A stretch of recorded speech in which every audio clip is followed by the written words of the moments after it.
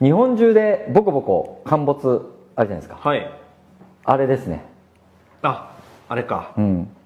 あれ自体が本当に日本のもう今予防で本来やっていかなきゃいけないんですけども、水道管が1960年70年の高度経済成長の時に急激に日本が、成長したんで、その水道管を全国にバッと引き詰めたんですけども、この更新時期が、世界とは違って日本独特、もう一気に来るんですよこれが。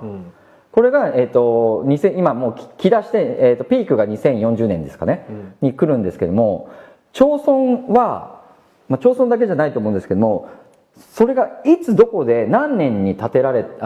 つなげたかっていうデータがおそらくないんですよ、